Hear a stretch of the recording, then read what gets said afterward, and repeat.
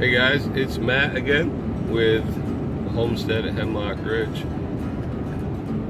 It is a somewhat dreary day here in upstate New York. It's a balmy 58 degrees at about 9:30 in the morning, and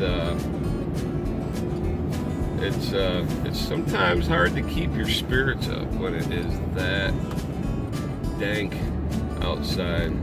But I'm right now. I'm driving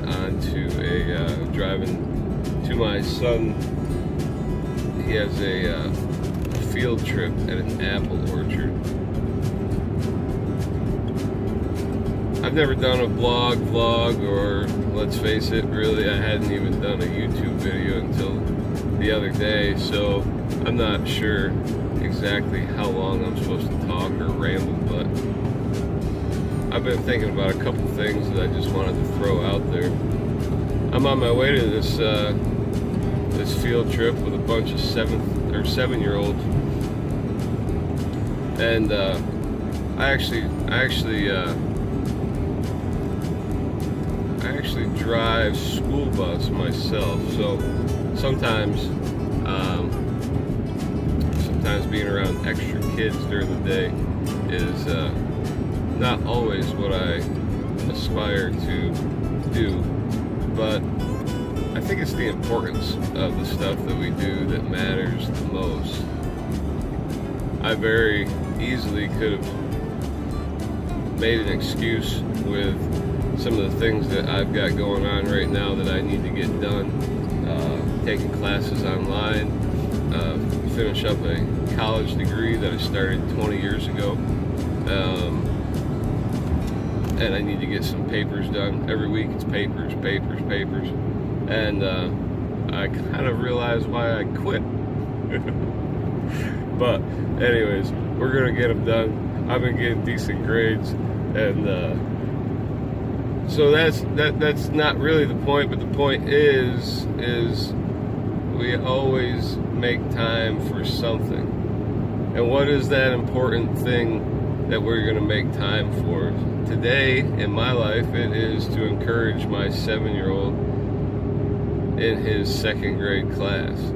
We homeschooled him last year, and homeschooled both of my sons, and not because we're elitist, but it was a decision we went with as a family.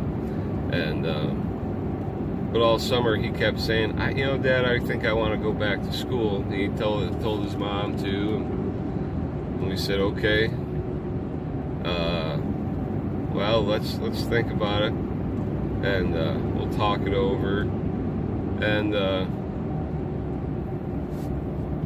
we decided, well, maybe we'll just keep him home. He did okay last year homeschooling, and we'll just keep him home. Well, the school district sent us the registration for our daughter. She's going into kindergarten this year, and we knew right from the get-go she needed to have some structure.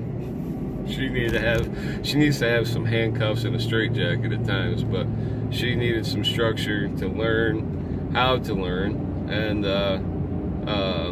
although we do a pretty good job, I would say, at teaching Wyatt and his lessons, I do think it's important, and I do think there is a place for public education. It's not really what this video is about, and so the debate can either start or not start, and that's fine with me. But anyways, we got the registration letter and introduction to class for our daughter, and in the mail with that was a registration letter for our middle son.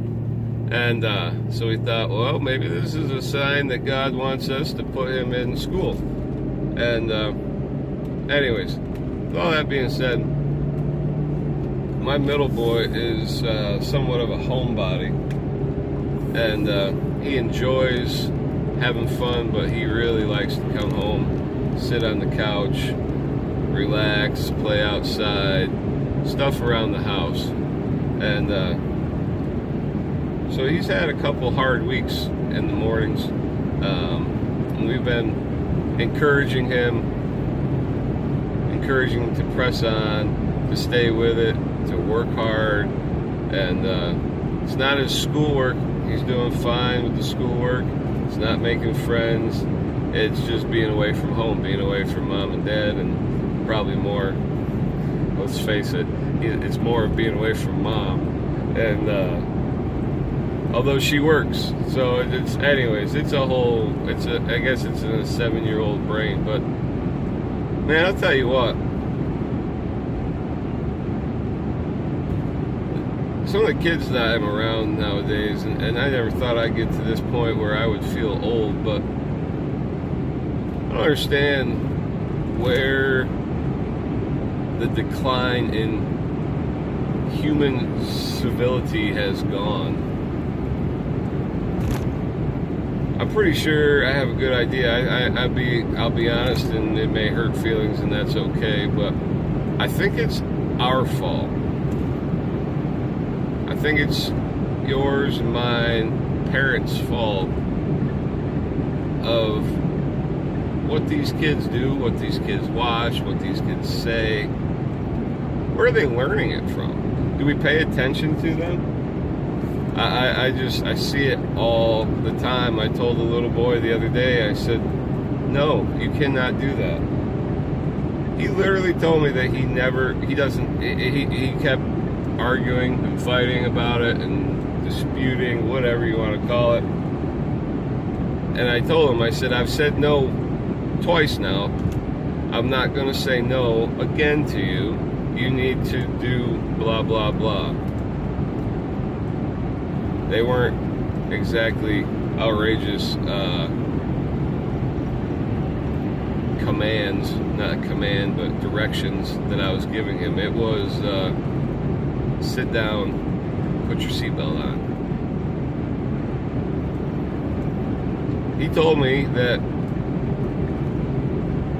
he doesn't know what the word no means, and now I get it. He probably was exaggerating. Obviously, I would hope he knows what the word no means, but he says he never hears it at home, and I believe him. I believe that a lot of kids these days, they don't ever hear the word no, because as parents, some of us have become wusses.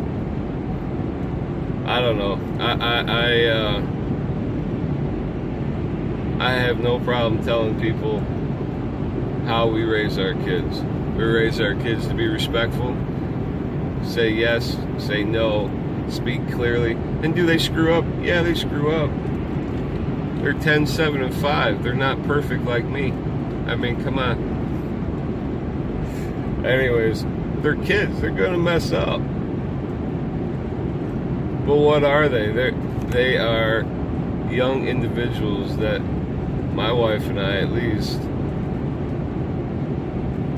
are trying to raise for the next generation that will be responsible, will be respectful, mean what you say, do what you say.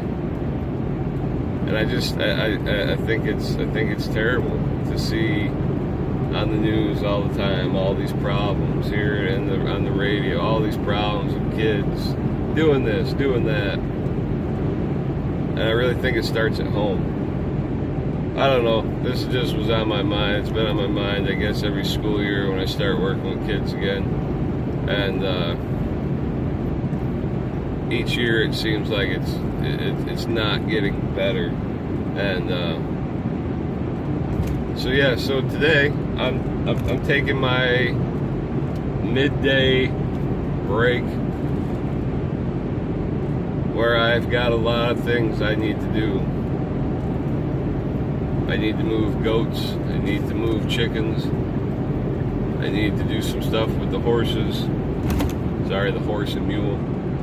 It's just easier to say horses. Or equines. I don't know. Anyways. But I'm not doing that. I'm going to take some time, go hang out with my boy, encourage him, show him that, that I'm there for them. And I get it. Trust me, I get it. If anybody watches this and is saying, yeah, Matt, must be nice your schedule. Yeah, it is. It is. I won't lie to you. It is. I get to spend time with them in the middle of the day if they're home. It's nice. And I do feel bad, or not bad, but I feel for you if someone's saying, well, I can't do that because I work 9 to 5. Well, I get it. I get it. I was in an office for, well, shoot, I've been in an office basically pretty much my whole working career. And I took days off to go do stuff with the kids. Does that make me better than you? Probably. I'm just kidding. No, it doesn't make me better than you, but we take time to do what we want to do and put it where we value it. So this is not at all like a you should do this and you should do that. This is more of a this is what I'm doing today. This is what I see with kids all the time. So anyways, if I've offended you or hurt your feelings, I'll just toughen up and we'll get over it.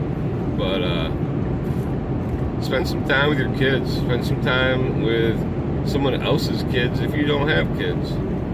Show them that there are good people in the world that care about them, care about what they're going through and what they're dealing with and hearing and seeing. Take them outside. Take them outside, get dirty.